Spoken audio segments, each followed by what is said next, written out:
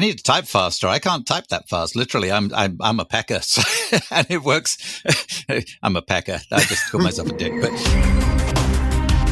welcome to the Two Authors Podcast, an entertaining chat show hosted by best-selling mystery and thriller authors Douglas Pratt and Nicholas Harvey, in lively, humorous and informative conversation with distinguished guests who share their thoughts and experience about forging a successful author career.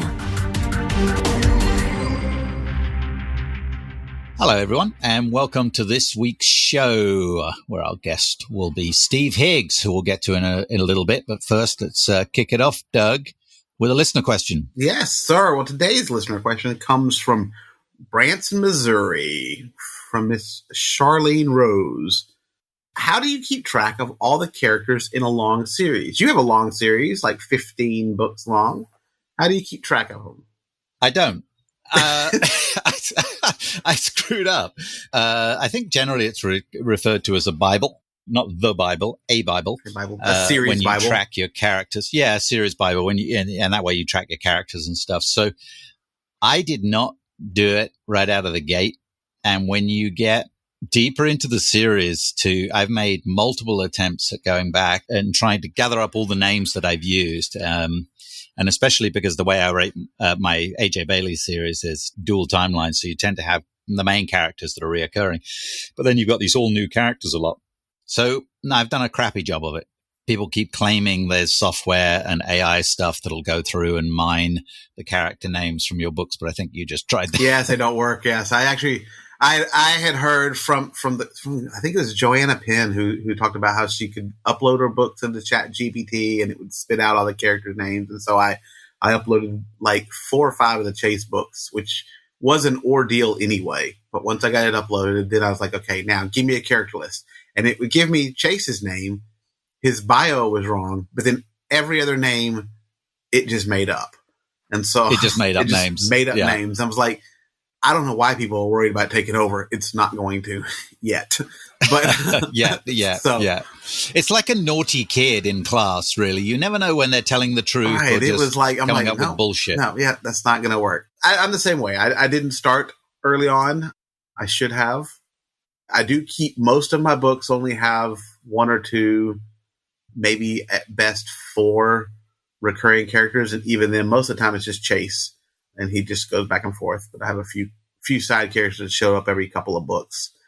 So it makes it a little easier. So the moral of the story. Start the moral early. of the story, children. Yeah. If you're starting a book that you think is going to be a series, keep a character list at least, and you can work off it. And Scrivener does a great job. If you write in Scrivener and you create character bios, it's great for going back and pulling those. If you give a bio to every character, a lot of the side villains that get killed with one scene, I don't always give a character to, but yeah, so that's kind of interesting. So I have my reoccurring characters and their bio and pictures and all the stuff I use for them. I add to it when there's a new fact. Yeah, I've started with Chase and a couple of J Delp and Missy and a few other. When they add a new piece of information, I try to add that to them. But yeah, for the other side characters that are going to kill, I don't always. So what I do in Scrivener is I've got the main characters, and then I do current characters in each Scrivener folder for that novel. So within that current characters, I put in every character now that's in the book. So to create the Bible, I can now go back and grab those characters, and I just haven't gone back and done it yet. And of course, I only started doing that about a quick 6 side books question ago, for you then. So like, do you have, like for me, I have like henchmen that show up regularly that don't have names. And Chase tends to give them a name like, oh, he's the fat one, or oh, he's the bald one, which describes me both of them. You're just as bald, but you're less fat than you were a year ago. Yes, I am. But do you have tricks to keep up with characters that don't have names but show up like henchmen in your book? Good question. If they're given any kind of reference, then I tend to put it in the current characters. So if he referred to as the boat driver, Scarface or something. Yeah, Scar. Then I'd put that in under Scar. This is to drag on a little bit longer than I thought, but have you ever pulled a name out that you just didn't remember and then realized later on that it was somebody you actually knew that you're like, oh crap, I didn't mean to use their name. It wasn't intentional. Oh, so the name fell into your head like, oh, that's a good name for a character, but it's someone you knew? No, I've never done that. No. Oh, so I had it happen, and the guy who read my book, he's like, "Oh, you made me a character," and I was like, "Yes, I did." Yes, I did. I do it deliberately. I have done it deliberately. I have done it deliberately for people. But I've never done it. That was the only time I ever did it where I was like first and last name, pulled them both. I was like, they were common names, but they were, still right. You know. What I have done several times, and I just did it in what I'm writing right now, is I have a character and I start going, that character comes back in this scene here and they haven't been in the scenes for 10 scenes. And I'm like, they did such and such and everything else. And I'm like, wait a second. And I go back to look at something else in the previous chapter and I've changed their name. Oh, yeah. So I called them something up here and they called them something different up there. And I just figured out doing that. And then you have to do search document and find all the places that you buggered it up and make sure they're the same. I accidentally published one like that where I switched names halfway through. Yeah, I was. I forgot a dog existed for like 6 books. I had a dog in the first book, and then yeah. Well, anyway, let's move on because we're going to talk about this for a long time. Yeah, this is going to be great because this week's guest, he has written more books than I could count.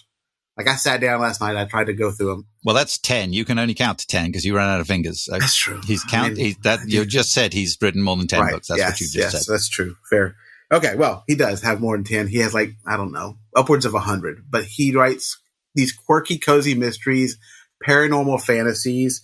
You're going to love him. He's a fellow Brit, so you two can gang up on me. It'll be fun. Mm-hmm. 2-1, we got you.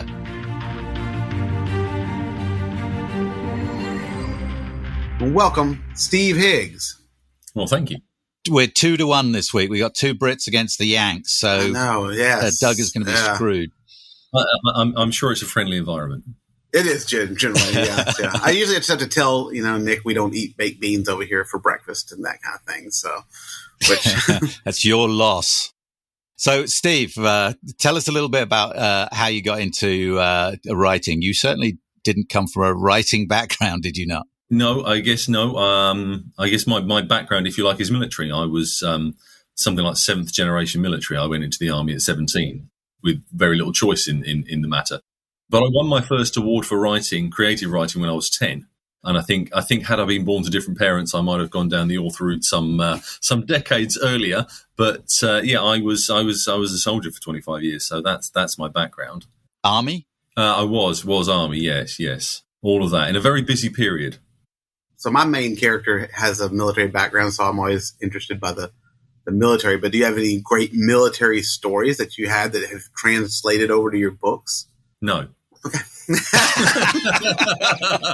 that helpful? Wow, that was great. No, I've got a lot of anecdotes that generally revolve around drunken soldiers in public environments.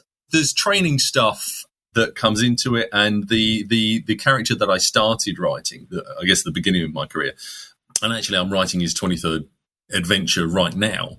He's ex-military. I decided to write a lot of myself into that character. I think because it was just easy to base it on me in many ways, for ease of writing, if nothing else, at that point, right at the beginning of my career.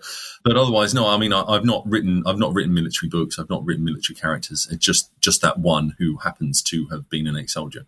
So you got an award at 10, then you went 25 years in the military. What brought you back to writing? Constant irritation, I think, as much as anything else.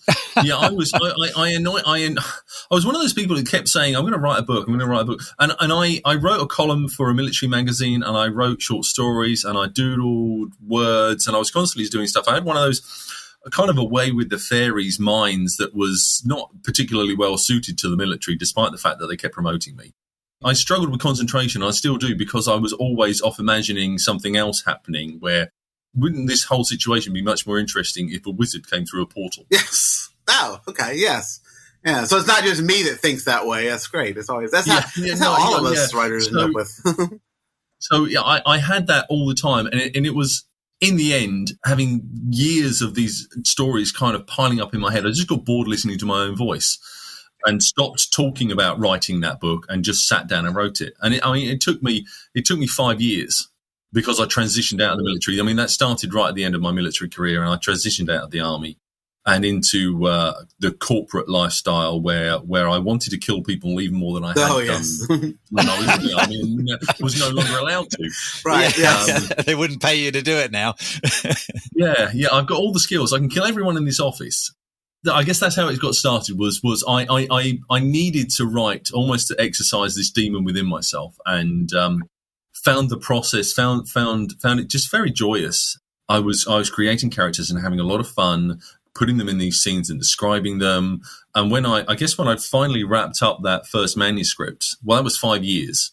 5 years, pretty much start to finish, and it took me 5 months to write the next one, and then it was kind of one a month thereafter. I was going to say, you write fast, too. So for jumping from 5 years to, what do you have, like 100? I mean, 5 years for the first one, and now you're like spitting them out. I actually tried to count them last night, and I was like, I can't keep up. I keep losing count. So, I mean, how many books do you have out now, right now? That I have penned singularly by myself. I believe I've just finished number 89. But then there's another 40-something co-authored. And you've been a full-time writer for how long? 4.5 years, I guess. It was September 27th, 2019. Okay. Oh my gosh! I handed in my resignation. It was that, or there was just this one day where I was packing my lunch and I couldn't decide whether to put a nice fresh tuna sandwich into my box or an axe. And I figured at that point it was probably time to stop. I think I had that boss too. Yeah. I got to that point where I was like, nope, I'm done. I just can't. Yeah. I'm out. Thank you. So I left at that point, and that was September of 2019. I cut the parachute strings at that point and went into free fall, and it was very much what can I do with this if I'm doing it full time, and set myself a target of 30 books to write in 12 months, and failed by one. I only got to 29. I'm going slower now. I have slowed down. Okay, so you slow down a little bit now, but that's impressive. That's partly pressure of the business, because as everything's picked up, there's more marketing to do, there's more advertising to do, there's more stuff. I get invited to go on podcasts now. That's right. Yeah, that's fair. Who's this idiot, Steve Higgs? What's he want? I think that's the other way around. People are going to be like, "Why'd you go on their podcast?" Well, yes, it will reflect badly on me in the future. Oh, probably yes. So you write this fast. I mean, do you plot at all, or do you just pants the whole thing? I don't know who the killer is most of the time, and I'm a surprise to some people. Even when I have an idea, it tends to work out to not be that person; it's somebody else. And so people say I write fast. I wrote a cozy mystery in 4 days. How many words is that? 45,000, I think it was. But I write 10,000 words in a day without any particular trouble. Really? I can't type that fast. Yeah, people talk about writing sprints, and I don't really understand what it is, because I just sit down and I have to get up at some point, because I either need to eat or I need to pee, one or the other. And I have thought several times about getting a commode so I can eliminate one of those. That's wow. This is my writing room. That's a bathroom. No, it's my writing room. Well, I mean, people say, how did you do all this? How did you write so many books in such a short space of time? Especially sort of in 2019, when it was hell for leather. I'm going to write as many books as I can. And I just outsourced everything in my life. I stopped going to the gym. I stopped watching television or reading books or doing anything like that. And I would fall into the bath at the end of a long day, and I'd be watching YouTube tutorials on this, that, or the other, or somebody's course on how to perfect your advertising or whatever. I hired a guy to sleep with my wife because I didn't have time with that. So I have a question. You write a lot of cozies, and I'm always intrigued by cozy. What defines cozy in your world, like the tropes, the rules, and what have you? Okay. I mean, that's hopefully I can answer that accurately. So essentially, cozy mystery is a mystery story where all of the violence is off screen. There'll be no profanity and there'll be no sex. So you can intimate that the sex is very much closed door. The violence typically, so the dead body, they will come across the dead body, but while killer might decide to fire a shot in the room on the page, you're not going to do the visceral brain matter exploding against the wall behind them. If you imagine an episode of Murder, She Wrote or Midsummer Murders or any one of those daytime Hallmark TV shows, it's that, where it's if you're thinking about the rating for those and you're going to show these to little old ladies and children, you're doing that. So I will remove the expletive and say he uttered an expletive under his breath. Right. Because that's what the scene requires, but you don't actually use the expletive on the page. Just leave it off. So. Do you have to have an old lady detective? No, in fact, I don't. Do you have to have an old lady in there somewhere? No, but they are fun because there's several different, I guess, subgenres within cozy mystery. One of them is animals, one of them is craft and hobbies. And so you've got a lot of people doing kind of witchcraft stuff, paranormal cozies, a lot of people doing animals where the animals are solving the mystery. I have 2 series where the animals play a predominant part and they sell really well. I think it depends how you do it because you can just add a lot of comedy, especially when you're giving the dog's opinion on the human owner who's an absolute idiot. Why can't he smell the clues? If we were to talk about how or why it is that I've had my success, a lot of it is just my books are all the same brand, so they're all fast-paced, humorous mystery. So I write a lot of urban fantasy, but it's the same thing. It's urban fantasy, but they're trying to solve something, and I add in a lot of humor, and so people know that they're going to get this profanity-free, sex-free manuscript that they can enjoy reading. It's safe for all the family, and there's a lot of humor put into it, and I like doing that. I entertain myself no end trying to think up funny things for people to do. That's interesting. So your style is a very common thread throughout these different genres. So you're not using pen names when you switch the genres because you feel like that you're giving over the same vibe. No, absolutely not. No. I'm not bright enough for that. Well, it sounds like you're giving over the same vibe, and a lot of people, I think more people cross genres than we think a lot of the time. So yeah, I didn't do it strategically. It wasn't me being clever. So I wrote an urban fantasy series, and it's urban fantasy which has no magic in it and no monsters. So it's not urban fantasy, except it's urban fantasy, and except it sells really well in the urban fantasy genre. And basically, what I've got is it's Jack Reacher trapped in an episode of Scooby-Doo, punching his way out of it. There you go. He's ex-military. He's kind of late 30s. Comes out of the army and opens a private investigation business. They mess up his ad copy, advertise him as a paranormal investigator, and while he's busy screaming at the newspaper who run his ad in the local area, his phone won't stop ringing. Because there's all these people who think, my great aunt Ida's a witch and she's cursed me with impotency, and the guy next door to me is definitely a werewolf, and he winds up investigating all these cases. And somewhere in between all the bizarre and stupid, there's actually real crimes, and there's a serial killer in the first book with a vampire fetish, and he's running around with prosthetic teeth, biting people's throats out. And so there's this tangible sense of threat and danger, but at the same time, he doesn't have anyone to fall back on, so he winds up getting his mum involved. Oh my God. And his mother swings her knitting bag at the vampire's head at one point, and he winds up with a knitting needle and a ball of wool sticking out the top of his skull. Wait a second. Well, that's a little graphic. How do you do that with not being graphic? It's a knitting needle. It's a knitting needle. Yeah, sorry, but that's just funny. That is funny, but still, it's a knitting needle. Yeah, you can get away with that. You can absolutely, yeah. And I play on the fringes. So yeah, I've disobeyed almost every trope there is out there in the genres in which I've written and got away with it. I think because they're funny. I think because I obey enough of the tropes. But mostly, I mean, going back to that thing about deliberate stuff, none of it was strategically thought out in advance. I just did what I wanted to do and got away with it.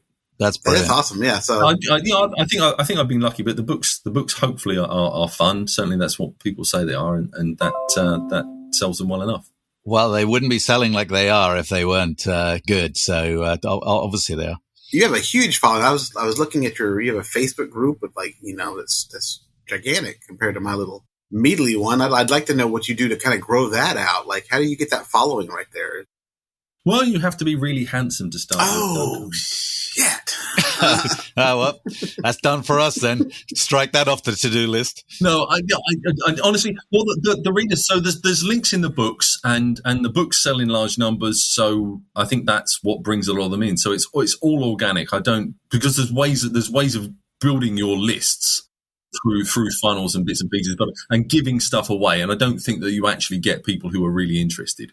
So that's all organic, and it's built up over a number of years. But you sell enough books, you get people that want to know more. They want to know it in advance, and so people sign up to hear all of that, and it builds up over time. I can quite easily remember starting my newsletter and there's nobody on it at all. Yes. Yeah, I recall that too. I mean, I had nobody. So what I'm curious, like, what do you, I mean, being cozies, I feel like that might be an older demographic. Is that your readers, do you find? No, yeah, absolutely is. Yeah, absolutely is. But at the same time, I've got kids reading it. I have teenagers reading my books and loving them. My oldest protagonist is 78. He's a 78-year-old curmudgeonly old man with a German Shepherd dog. And the two of them wind up solving crimes together separately, very much separately. Nick, if you get a dog, you could be curmudgeonly and old. Thank you. But I have teenagers reading that series, even though the guy in it's nearly 80 years old. Again, because it's funny. It's told from a granddad perspective in many ways. But they're funny books. I don't think it matters that he's an older character. Yeah, so I have a question about that. So it's always this conundrum with series, right? When you have a character, do you age them? Or is it just it's present day and they're always the same? Mine are very much not moving forward in time very fast. So Well, you write so fast, all the books happen in the same year. So, well, I'm on book 31 of my Patricia Fisher series, which has been described several times as Die Hard with Angela Lansbury in the lead role. That's a great description. idea. That is awesome. Well, so that book 31, and we're just hitting sort of 7 months total time that's lapsed in her books. It's tricky, right? When I started my series, my AJ Bailey series, which is 15 books in now, I was aging her because they weren't connected. Stories weren't connected, but the timelines sort of fit, right? So it was moving along. And then I realized, oh dear, she's aging. I put in 2 books out a year in that series. And so I've stalled her out at about 31. And she's just forever going to be 31 now. And I think I should have done that from the beginning. Yeah, I think the readers will forgive you. I think it'll be fine. I don't know that they care enough. They want your characters to be wonderful. They're more interested in the story. So, okay, to kind of circle back to the Facebook, like I saw you at 20 books. Obviously, we kind of hung out a little bit, but you kind of become a little bit of the Facebook ad guru. Like everybody's like, "Oh, I'm doing it like Steve Higgs does." So one of many out there. If I were to be asked to blame my success on one thing that wasn't writing talent, it was my decision to not be beaten by the marketing. And I think that's what's missing from most authors who do not do well with books, and let's assume that the baseline is their books are perfectly good. What a minimum viable standard. Well, they're perfectly good books. The bit that's missing is marketing. And if you can master that, and I'm not suggesting that's easy, but if you can master marketing, then you can sell your books, and you can sell a bad book with good marketing. And you might not find the reader then buys the next one, but you can make some money off of the first one. I think that's completely true. It's the art of the indie author is marketing. The writing books generally, we write books because we're okay at writing books, right? But it's the marketing that defines the career. You've got to do something. Nobody's tuning to a TV channel they don't know exists. Nobody's buying a book they've never heard of. Your advertising, I mean, like you have one, I think that references you to Terry Pratchett, probably your PI, I think maybe. But I've seen some of your ads come across, and I'm like, those are great ads. No, absolutely, yeah, and that turned out to be a very good marketing strategy and a good ad target, Terry Pratchett, because of course Terry Pratchett is not putting any more content into the world anytime soon. Yeah, that's a shame, but yes. which is terrible, because in fact, just behind my head, there's a whole row of Terry Pratchett books because I absolutely adore him. But he's not producing anything else, so I simply offered up as an ad sort of caption: if you love the humorous fantasies of Terry Pratchett, I've got something for you. I mean, those weren't the exact words, but it was something similar to that. And without comparing myself to Terry Pratchett, because my books are nothing like his. Unless you say, well, he wrote humorous fantasy and I write humorous fantasy. So they're similar in that way. And there's been a few people who have misread it and said, how dare you? But for the most part, those ads have worked out to be very successful and sold a lot. So mine is, I reference it as Jack Reacher on a boat. It's a great tagline, gets a lot of things. It's a great tagline. But I do get a few like, that's not Jack Reacher. Why does everybody compare, I just hide those comments and move on. It's great because the fact is Lee Child can't write he's not writing 89 books. Like, he's not writing that much. So he's putting out a book a year. So when number one thing all of our readers say is, as soon as we finish a book, is when's the next one coming out? And I can't write one in 4 days. I've got to figure that out, how you can just sit there. Maybe I need a toilet right there under my seat. I need to type faster. I can't type that fast. Literally, I'm a pecker, so, and it works. I'm a pecker. I just call myself a dick, but I type slowly. And my process is I'm thinking about the story as I'm typing. It's kind of unfolding and everything else. I think your brain works about, you're on fast forward. Everyone's different, and I say this to a lot of people: is quantity is not quality. If I could write one book a year and make the same amount of money from it, then I probably would. No, I wouldn't. What we're talking about, but there are people out there pulling in very good money, writing far, far fewer books than me. And actually, Kyla Stone is one of them. She has written far fewer books than me and is doing amazingly. And she's a brilliant writer anyway. Like her stories are just phenomenal.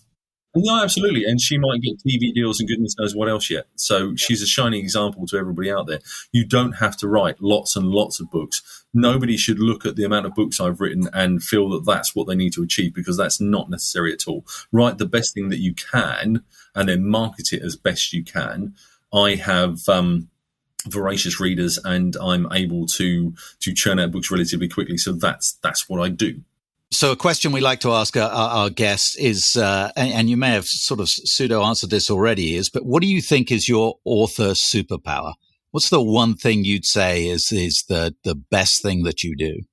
Complete and utter refusal to be beaten.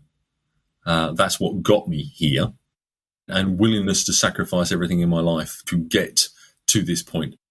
My superpower to get here was very much, I understand what it is that I don't know, which is pretty much everything. And I went out and tackled all of that one thing at a time. And all the information's out there. You've just got to go in with the attitude of, I don't know how to do this yet. And then you can go and learn it. Everyone, it's all learnable. There is a lot of information out there, because there's also a lot of everybody's thrown out their self-titled guru stuff, and I always kind of step back and go, okay, well, all right, they say to do this, but oh wait, their book sales are just they're terrible. So am I gonna listen to them? That's the other thing. And so for authors starting out, I think that's something you have to think about, is like, who are you listening to, and pay attention to what they have to say. So I think two things about that too that are really important is the fact that there's no one way on virtually every subject. There's no one way. It varies greatly. And number two is it is changing constantly. I mean, really quickly, things change and move. Don't you think? My advice to people getting into this now, and they've got a couple of books under the belt, or they're certainly going to write those books. Get into the conferences, go and meet people, go and network, go and ask those questions one-on-one. There are a lot of courses out there, and there's a few that we could probably rattle off fairly quickly that are considered kind of the prime ones. There's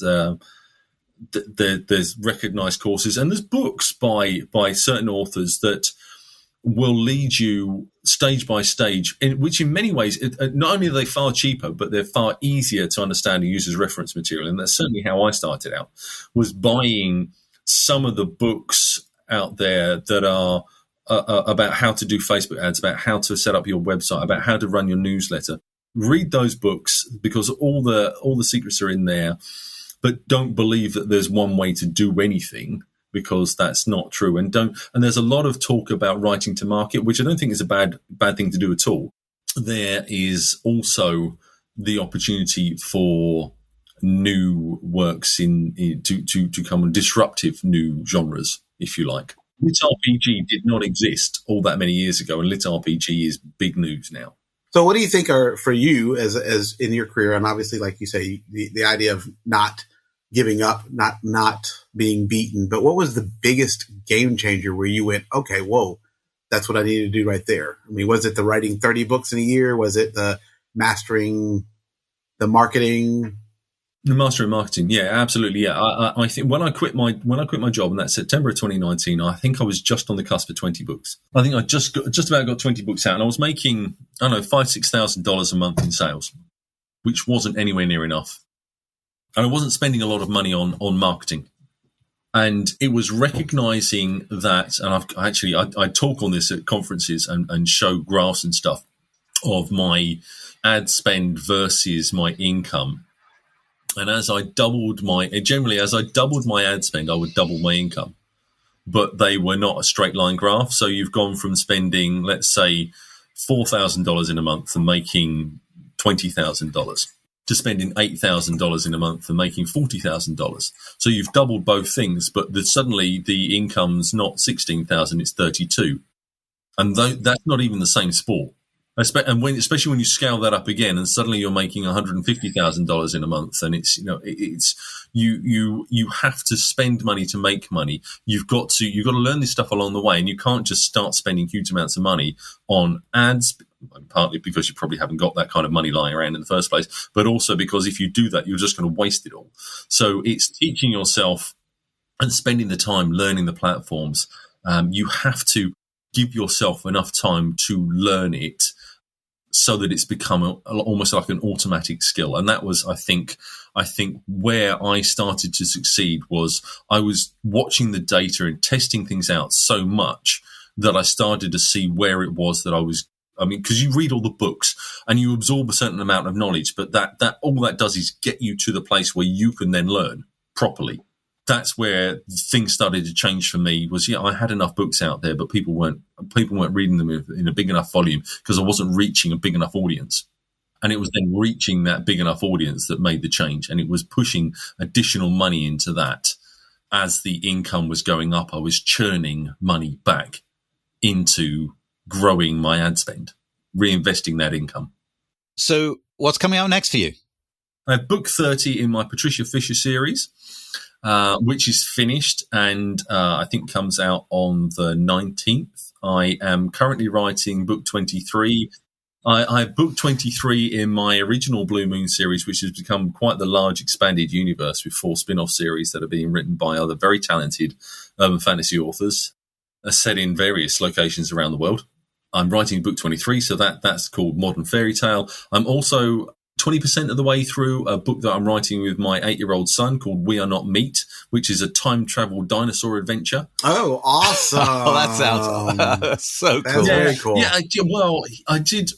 He's great because kids aren't they anyway? But yeah, he's my eldest. He's 8 years old. He's dinosaur mad, and we got talking about books because he's well aware of what it is that I do, and he's very keen to write a book. And so, over the course of about an hour, we devised a 3-book arc, and we're writing that together. I force him to sit down and actually write stuff and punctuate it correctly. So he's 8 years old, and he knows where the apostrophe goes. Oh, I'm glad he does because I don't. I sprinkle, and my editor then unsprinkles. He uses that Christopher Walken comma between every word, it's every yeah. Now, so your 8-year-old? Do you think is that something he's keen to be a writer? Well, no, he's determined to be a paleontologist, which I think if that's his passion, he absolutely should be. But at the same time, I think he can probably write. I mean, you'll have to write anyway. He'll have to publish papers. Yeah, if you're going to be in that arena, you'll have to publish papers. I think he could make a very worthwhile living writing some fiction at the same time that would empower his digs, etc. So I'm sort of pushing him down that direction. I would very much like him to write, if for no other reason than it's the most rewarding career I could ever come up. Amen. So, Doug, you got a wheel, spin it.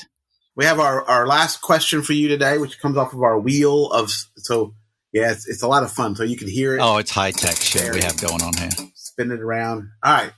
Our question for you today is, based on your own experience, but what would you let's just say, what would you give your 8-year-old son as a definition for what success is? That's whatever an individual determines it to be. Because that could be, if success is, I want to write this book, I've got this story in my head, and it's going to take me 4 years or whatever that is. It's going to take me 44 years to write this book, but you've done it. And that's, if you never do anything else with it and you've written a book and you deem that to be success, then you're successful. Nobody else should be able to define what is successful for you, for an individual. Nobody else should be able to tell that person that they're not successful.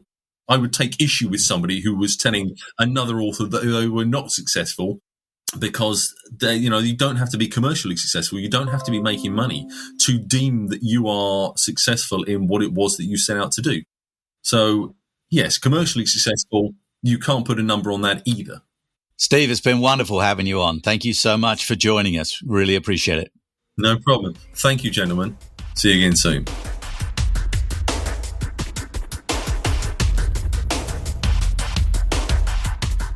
What an interesting guy. Yeah, I mean, he's got a lot of information too, man. He does. It's interesting, right? So, I mean, he's incredibly focused and analytical, and then he writes these really quirky stories. It's awesome. Yeah, it's great. Yeah, it's amazing. And I think he's got, such a valid point. Like, you can write books, and I know people who've written amazing books that don't move on Amazon because they don't know how to market, or they don't want to market, or they're scared of marketing. And I think like he says, you have to be able, it's so much more than just writing.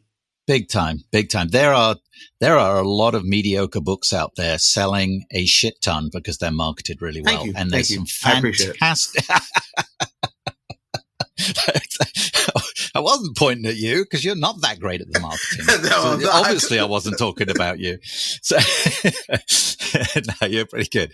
But at writing the books and doing the marketing. But there's also some fantastic novels out there that nobody knows about. They're just sitting there, right? And it's tricky because creatives aren't necessarily marketers, and but it's such a crucial part. And I think one of the things we touched on and talked about with him, it was there's lots of information out there. There's a lot of people putting out a lot of information, and there's a lot of good stuff.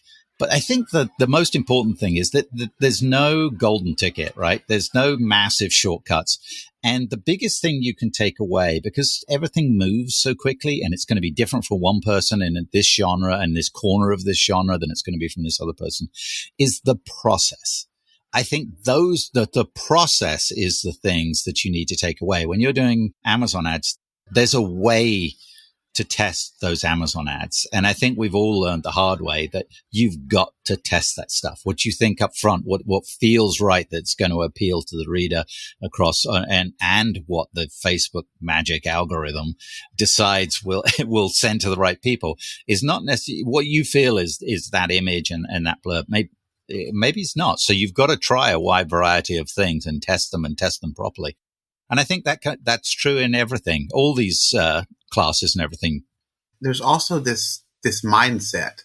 And, somebody described it once, they say, hey, what's that secret? And you go, well, there's no real secret. I worked my ass off to get here. Whoa, that's cool. That's awesome. So it's all about this mindset. But then they'll follow it up, and everybody wants that magic to push. Magic bullet. There is no magic bullet. There is no magic button. It is, there are people who have found it. There is one out there. It's just, you're not going to find it. It's tough to do everything. There's not enough hours in the day. And again, like you say, if you're going to do it right, you can't do everything, right? So like for me, I don't want to do TikTok. I don't understand it. I'm not on there to do the content properly. I just don't feel I can put my best foot forward. So I concentrate in other areas. And that's okay. I think it's really hard. I don't think you'll find anybody who's absolutely nailing every outlet there is, especially all the social media options, unless they've got somebody or a team working for them. And then that's a little different. All right. What's going on in your world at the moment, Douglas Pratt? Just released Red Light at Night, which is the newest Chase Gordon series in his series. And it's doing real well. As it should be. It's fantastic. And what have you got going on? I'm Nora, writing Nora at the moment, which I love doing. It's Relentless Summer. It's on pre-order, folks. So grab it. You gotta love Nora. So you can grab it anytime. But but yeah, I'm loving it. Yeah, it's good. It's a punchy one. Well, hey everybody, thank you all for joining us. Please make sure you check out the show notes for links to our guest information. We got Steve's website on there, and you can check out his books. Look for new episodes every 2 weeks. And until next time, be cool to each other. Fair winds and following seas. You've been listening to the Two Authors podcast with Nicholas Harvey and Douglas Pratt. Subscribe on your favorite platform for alerts on new shows coming every 2 weeks.